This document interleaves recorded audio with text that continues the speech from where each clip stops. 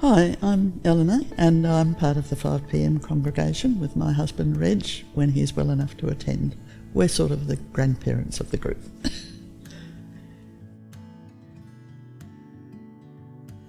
Well, when I was young, almost every family went to church, and our church was nearly 2 kilometres away.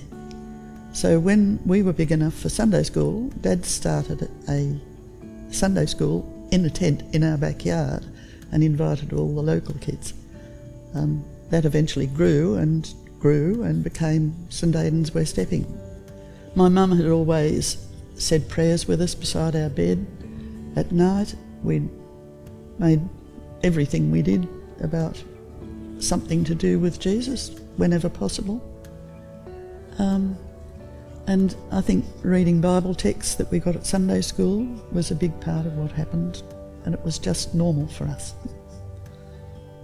When I went to high school, I joined the ISCF, and it was about the time I was being confirmed. They said, "This has to be personal, you have to take this on yourself."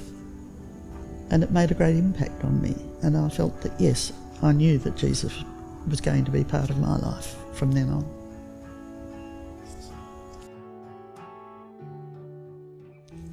I was a bit of a rebel. I was the youngest of 4 children, and the others all strove for excellence in what they were doing. They became outstanding in their fields. But I was the youngest and I didn't feel I had to prove anything. So when I was teenage, I think I dated every person that I shouldn't have dated, much to my parents' angst. But finally I found the right man and settled down. And raising 3 sons to be Christians, I think it was a lot more God's work and the Holy Spirit at work in their lives rather than what I did. But I do think that raising a family today as Christians is a very difficult thing to do when the media and other families are not Christian based all the time. I think my father's example of challenges becoming opportunities was one of the things that made a big difference to my Christian life, because there are going to be lots of challenges along the way for everybody, and they're different for everybody. My husband Reg developed Parkinson's disease 40 years ago, and for the first 10 years it was quite easy in that we had good doctors and we were able to function normally as a family. I don't think the boys even realised that anything was terribly wrong. But in the last 7 or 8 years, we've been with a panel of doctors from Westmead who are into research into Parkinson's Australia. And they've come up with many solutions, but as the disease has progressed, we've had multiple medication changes which have affected Reg adversely. And I've felt at times he's been rather a guinea pig, and I've questioned whether God had his hand in there, what was happening, and I thought, well, Christians aren't guaranteed a smooth path all the time. There are difficulties that we have to face in life, that everyone has to face. It's just facing them with trust and hope.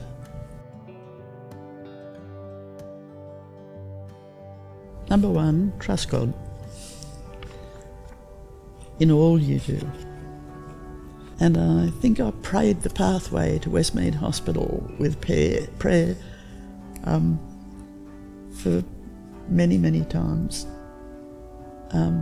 I can only say that prayer does change things, and mostly what it changes is your attitude to trusting God.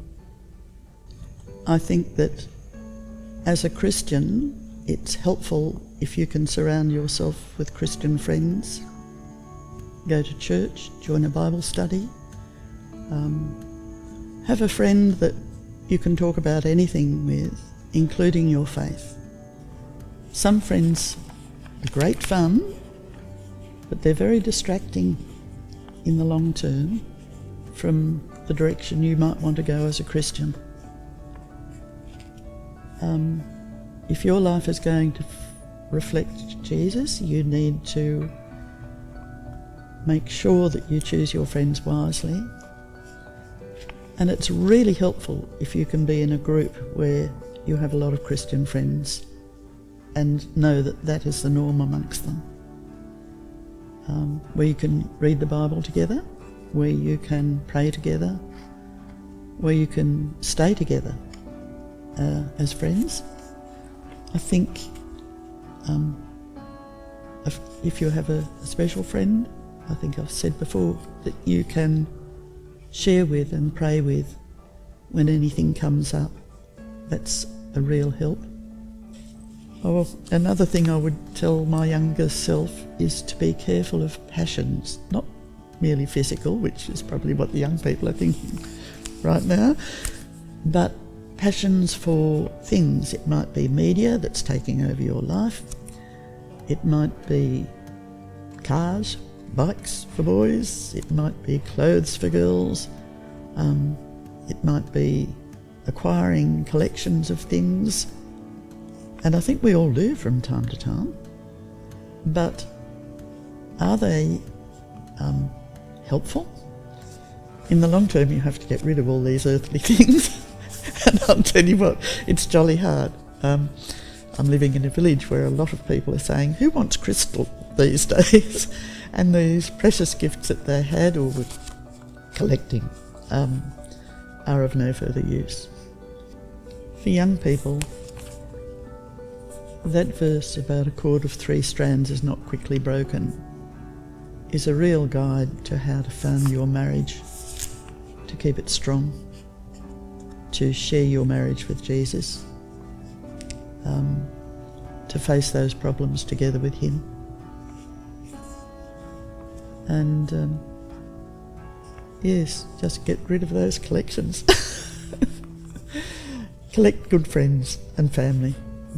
We've learned through COVID that family and friends are so much more important to us than things. So even out of COVID, a challenge becomes an opportunity.